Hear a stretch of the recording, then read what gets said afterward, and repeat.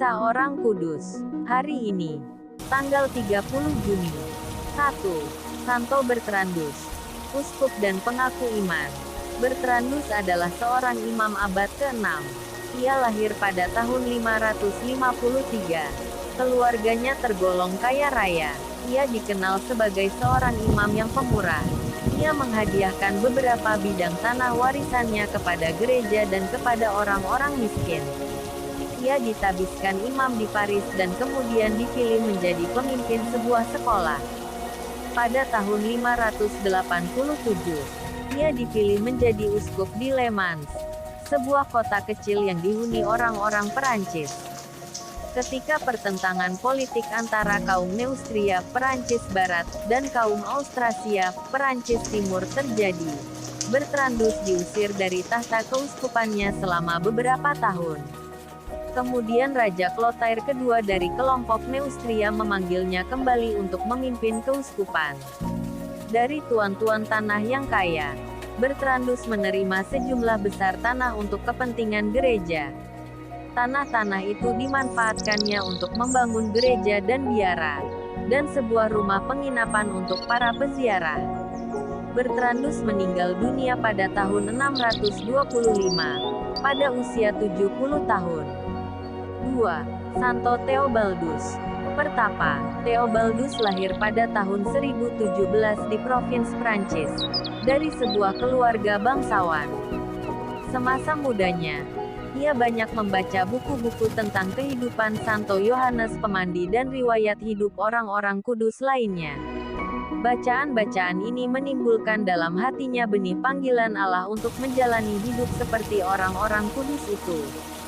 Ia sungguh mengagumi cara hidup dan perjuangan para kudus untuk meraih kesempurnaan hidup Kristiani. Terdorong hasrat besar untuk meniru cara hidup para kudus itu, ia meninggalkan rumah mereka pada tahun 1054 tanpa sepengetahuan orang tuanya.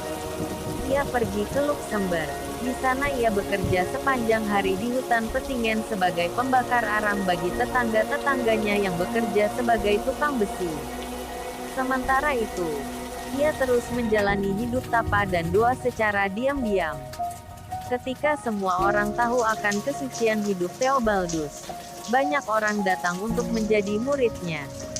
Ia lalu mengasingkan diri ke Salanigo untuk menjalani hidup tapa, tetapi ia diikuti oleh orang-orang yang tertarik untuk mendapat bimbingannya.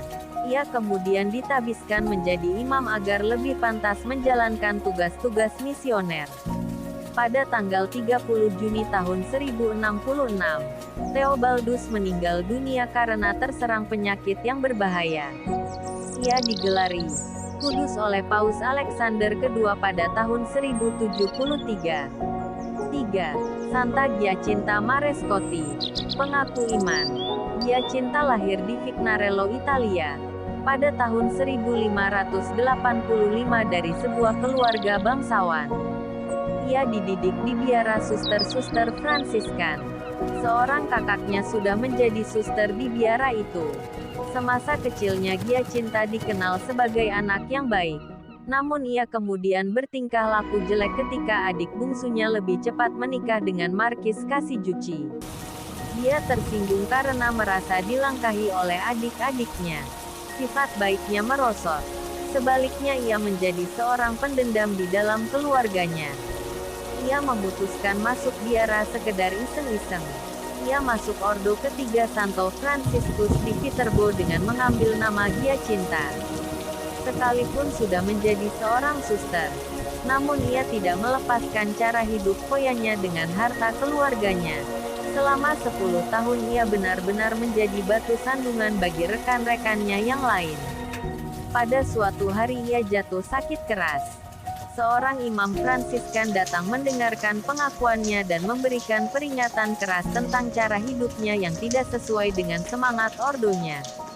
Ia bertobat, namun jatuh lagi ke dalam cara hidup seperti sedia kala. Tuhan mencobainya lagi dengan sakit lebih berat.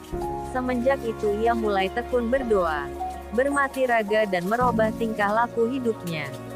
Lama-kelamaan ia berubah menjadi seorang suster yang saleh dan menjadi pembimbing rohani rekan-rekannya. Nasihat-nasihatnya sangat praktis berdasarkan pengalaman rohaninya sendiri. Ia menekankan pentingnya menghayati kerendahan hati, menghilangkan sifat-sifat cinta diri, kesabaran memikul salib penderitaan sehari-hari.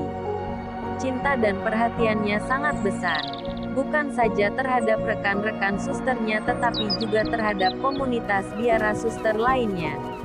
Ia turut serta mendirikan 2 biara di Viterbo yang mengabdikan diri pada bidang pelayanan orang-orang sakit, orang-orang jompo, dan miskin di Viterbo. Ia sendiri mencari dana dengan minta-minta. Dia cinta wafat pada tanggal 30 Januari tahun 1640 pada usia 55 tahun. Ia dinyatakan sebagai Santa pada tahun 1807. Santo Bertrandus, Santo Theobaldus, dan Santa Giacinta Marescotti. Doakanlah kami, Kak Carla Channel.